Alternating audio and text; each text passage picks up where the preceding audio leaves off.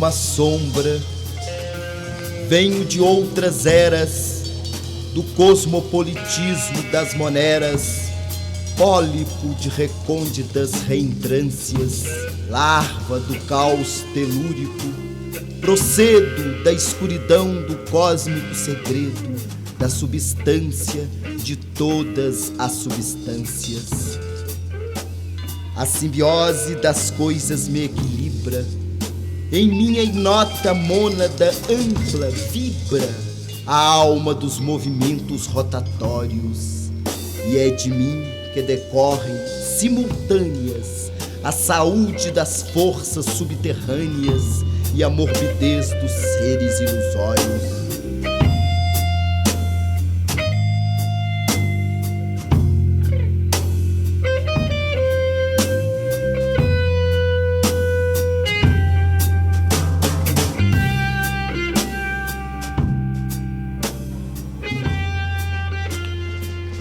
Com um pouco de saliva cotidiana, mostro meu nojo à natureza humana. A podridão me serve de evangelho. Amo o esterco, os resíduos ruins dos quiosques e o animal inferior que urra nos bosques é com certeza meu irmão mais velho. Tal qual quem para o próprio túmulo olha, amarguradamente se me antolha a luz do americano plenilúnio na alma crepuscular de minha raça, como uma vocação para a desgraça e um tropismo ancestral para o infortúnio.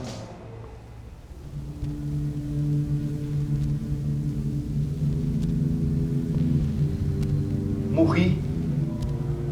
A terra, mãe comum, o brilho destes meus olhos apagou. Assim, Tântalo, aos reais convivas, num festim, serviu as carnes do seu próprio filho. Por que para este cemitério vim? Por que, antes da vida, o augusto trilho palmilhasse do que este que palmilho, que me assombra, porque não tem fim. No ardor do sonho que o fonema exalta, construí de orgulho ênia pirâmide alta. Hoje, porém, que se desmoronou a pirâmide real do meu orgulho, hoje que apenas sou matéria e entulho, tenho consciência de que nada sou.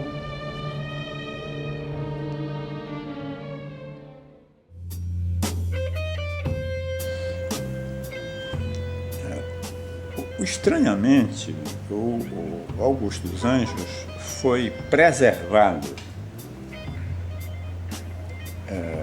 na poesia brasileira não pela crítica literária, mas pelo povo.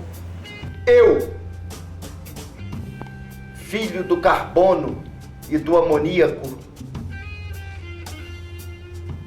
monstro de escuridão e rutilância, sofro desde a epigênesis da infância a influência má dos signos do zodíaco. Como um fantasma que se refugia na solidão da natureza morta, por trás dos ermos túmulos, um dia eu fui refugiar-me à tua porta.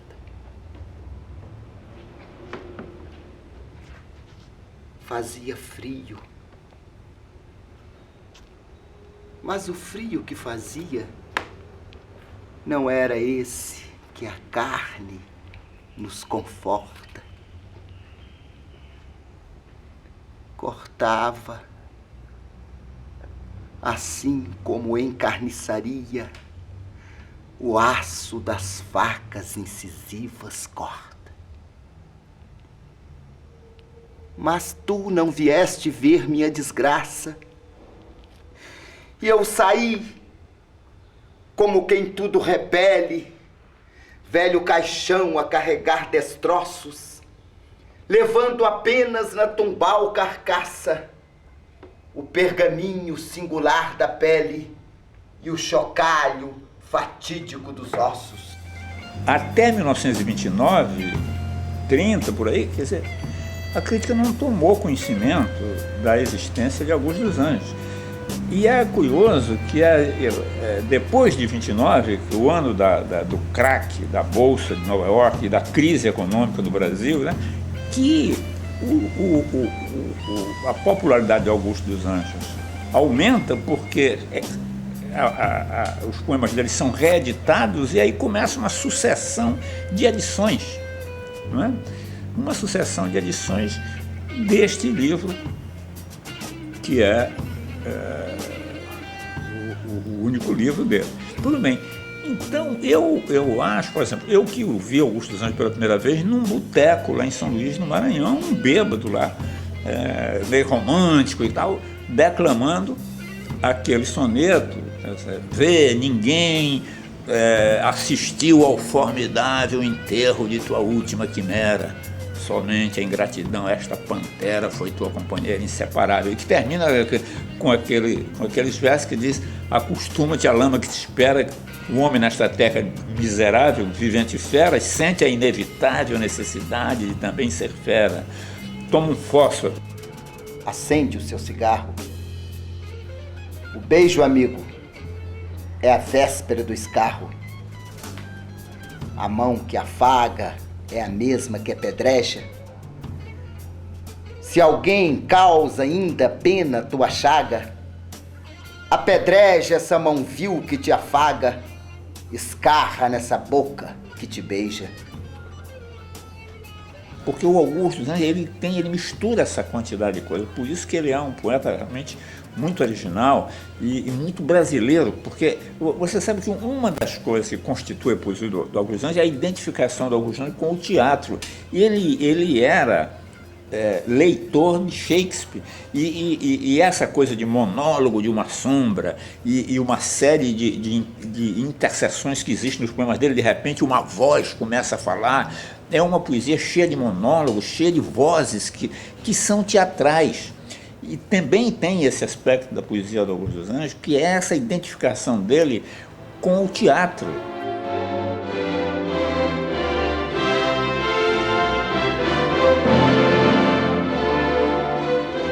Asa de corvos carniceiros, asa de mau agouro que nos 12 meses cobre às vezes o espaço e cobre às vezes o telhado de nossa própria casa. É com essa asa que eu faço este soneto, e a indústria humana faz o pano preto que as famílias de luto martiriza. É ainda com essa asa extraordinária que a morte, a costureira funerária, cose para o homem a última camisa. Numerar sepulturas e carneiros, reduzir carnes podres a algarismos, tal é, sem complicados silogismos, a aritmética hedionda dos coveiros.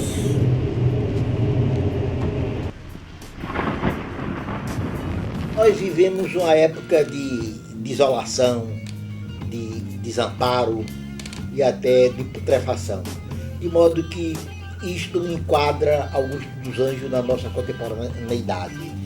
Ele foi um poeta, vamos dizer, não da celebração da vida, mas até da anticelebração da vida, né? De modo que toda a poesia dele se cerca de elementos de natureza negativa, de natureza pessimista, de modo que a reflexão que ele tem da vida humana e do mundo é uma reflexão muito amargurada, muito ressentida, né? De muita hostilidade, de ironia a si mesmo, né? E de, vamos dizer, sarcasmo diante do mundo, de modo que talvez, quer dizer, no fato de nós vivemos numa sociedade de desolação, esteja a resposta para esta pergunta.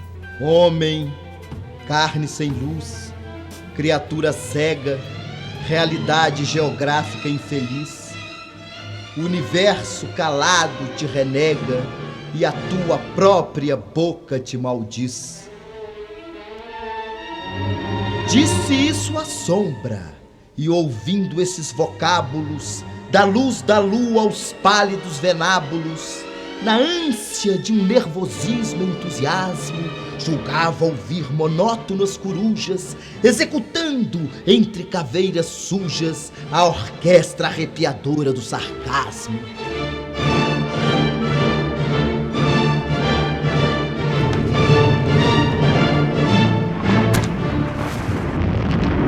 Raio horrendo!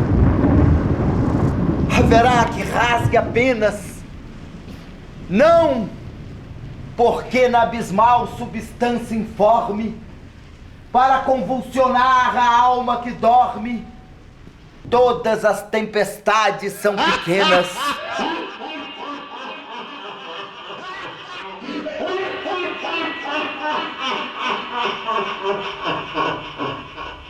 Ria num sardonismo doloroso de ingênita amargura, da qual, bruta, provinha como a de um negro cáspio de água impura, a multissecular desesperança de sua espécie abjeta, condenada a uma estática mesquinha.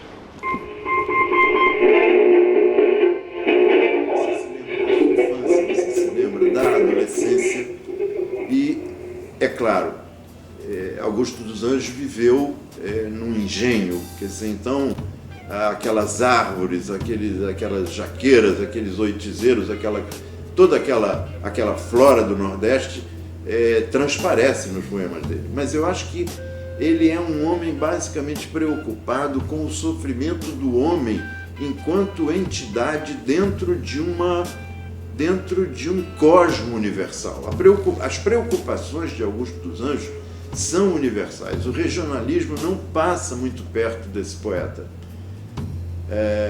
Então, quer dizer, esse sofrimento ao que o Goulart se refere e que volta de uma maneira exemplar, no caso do Nordeste, com o João Cabral, já está um pouco embutido na poesia do Augusto dos Anjos.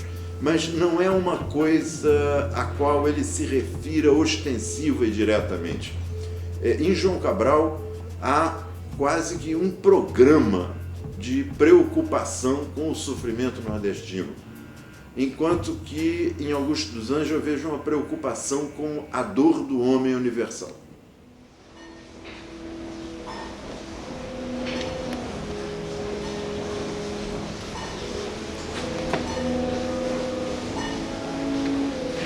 Quem foi que viu a minha dor chorando? Saio, minha alma sai agoniada. Andam monstros sombrios pela estrada, e pela estrada entre estes monstros ando. Não trago sobre a túnica fingida as insígnias medonhas do infeliz, como os falsos mendigos de Paris, na atra rua de Santa Margarida. O quadro de aflições que me consomem, o próprio Pedro Américo não pinta. Para pintá-lo era preciso a tinta, feita de todos os tormentos do homem.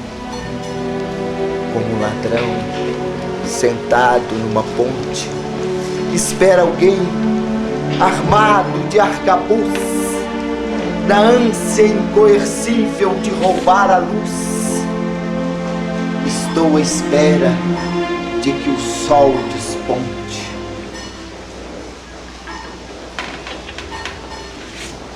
Yeah, Isabella, I said it's so hard out here in this war, child.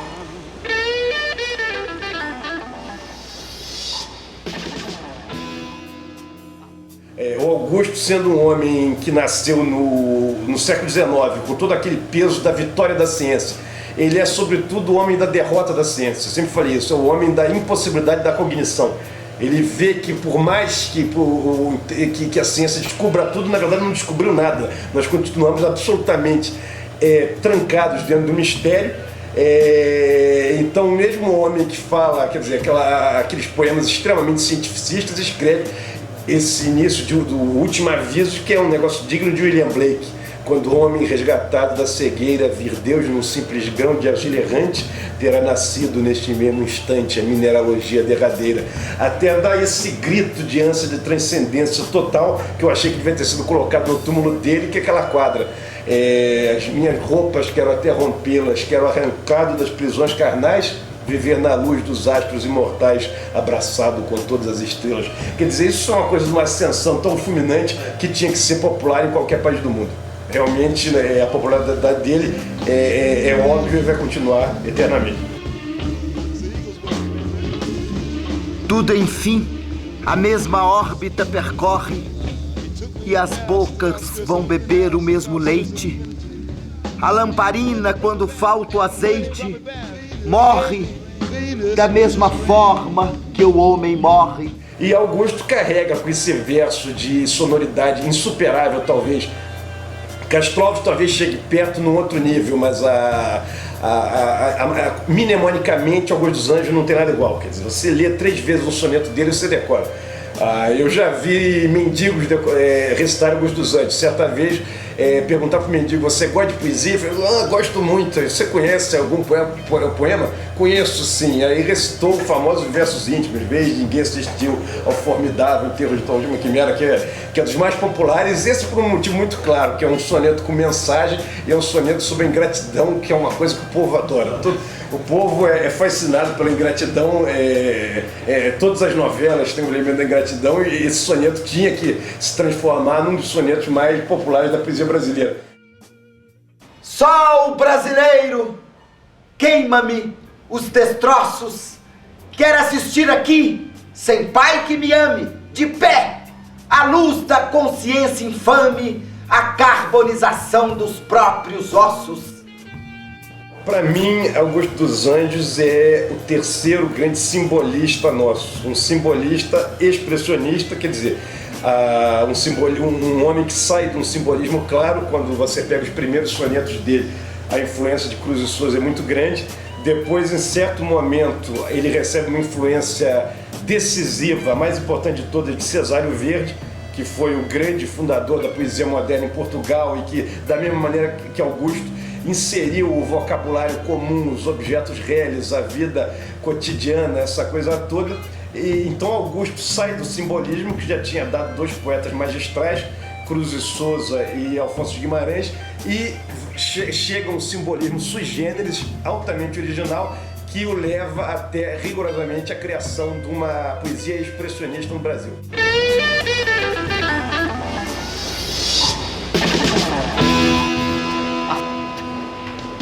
Toma as espadas rútilas, guerreiro, e a rutilância das espadas toma a daga de aço, o gládio de aço, e toma meu coração, estranho carniceiro. Não podes? Chama então, presto, o primeiro, o mais possante gladiador de Roma, e qual mais pronto, e qual mais presto assoma, nenhum deles pôde domar um prisioneiro.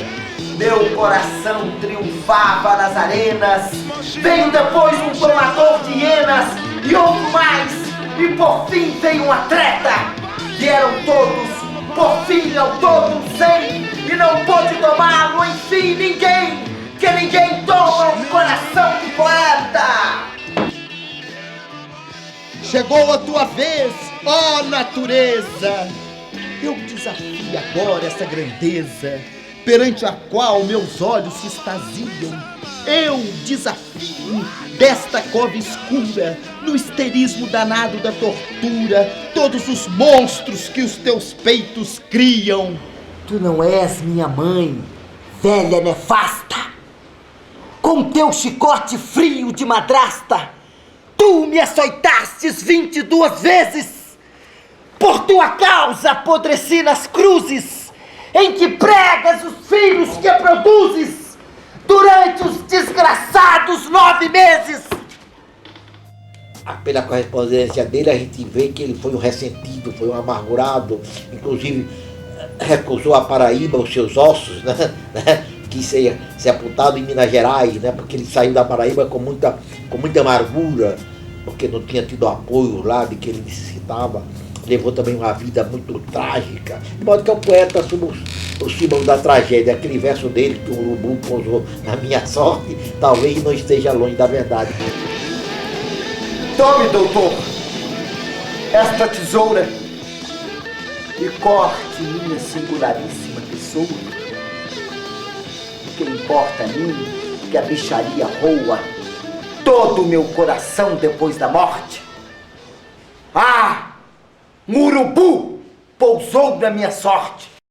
Ele expressa aí uma mágoa que toda pessoa tem. Alguém quase todo mundo se sente de uma maneira ou outra injustiçado, gostou de quem não gostou dele, o amigo que traiu, a mulher que foi embora. Quer dizer, então essa coisa, esse pessimismo com relação às relações humanas, ao amor, à amizade, isto é uma coisa que as pessoas, vamos dizer, as pessoas se identificam com esse sentimento. Pois bem, chegou a minha hora de vingança. Tu mataste o meu tempo de criança, e de segunda-feira até domingo, amarrado no horror de tua rede, deste-me fogo quando eu tinha sede. Deixa de estar, canalha, que eu me vingo. Sem que te arranquem da garganta queda a interjeição danada dos protestos, hás de engolir, igual a um porco, os restos de uma comida horrivelmente azeda. Barulho de mandíbulas e abdômens, e vem-me com um desprezo por tudo isto, uma vontade absurda de ser Cristo, para sacrificar-me pelos homens. Soberano desejo, soberana missão de construir para o homem uma região onde não cuspa língua alguma o óleo rançoso da saliva humana. Poeta, feto malsão, criado com sucos de um leite mau, carnífero asqueroso, gerado no atavismo monstruoso da alma desordenada dos malucos.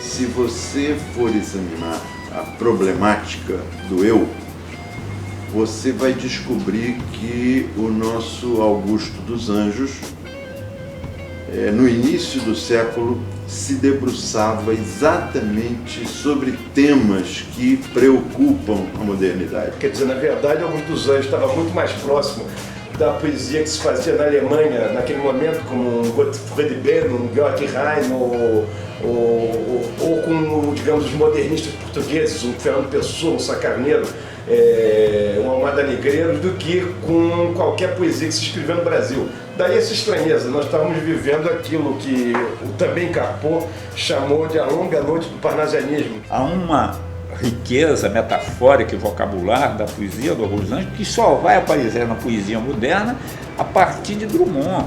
Ele antecipa Manuel Bandeira e eu acho que muito à distância ele antecipa também João Cabral de Melo Neto no que diz respeito a essa dureza, esse corte do verso, que é como você, leitor, vivesse num permanente sobressalto enquanto degusta a poesia de Augusto dos Anjos.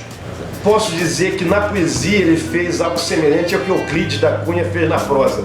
Euclides viu o Brasil, tirou a venda e viu a nossa realidade.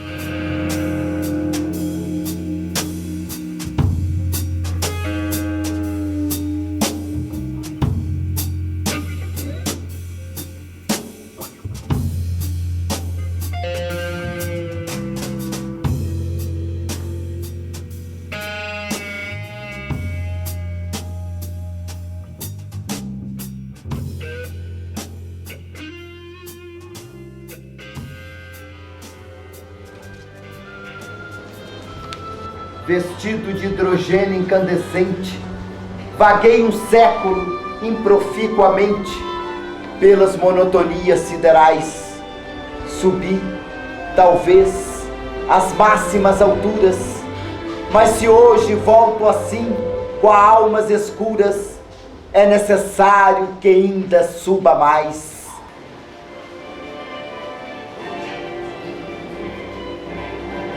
A passagem dos séculos me assombra. Aonde irá correndo minha sombra nesse cavalo de eletricidade? Caminho e a mim pergunto na vertigem: quem sou? Para onde vou? Qual a minha origem? E parece-me um sonho a realidade. Em vão, com um grito do meu peito impreco, dos brados meus ouvindo apenas o eco, eu torço os braços numa angústia doida, e muitas vezes à meia-noite rio sinistramente, vendo o verme frio que há de comer a minha carne toda. É a morte, esta carnívora, assanhada, serpente má de língua envenenada, que tudo que acha no caminho come. Faminta e atra mulher, que a 1 de janeiro sai para assassinar o mundo inteiro, mas o mundo inteiro não me mata a fome. Nessa sombria análise das coisas, corro, arranco os cadáveres das lousas e as suas partes podres examino. Mas de repente, ouvindo um grande estrondo, na podridão daquele embrulho hediondo, reconheço, assombrado, o meu destino.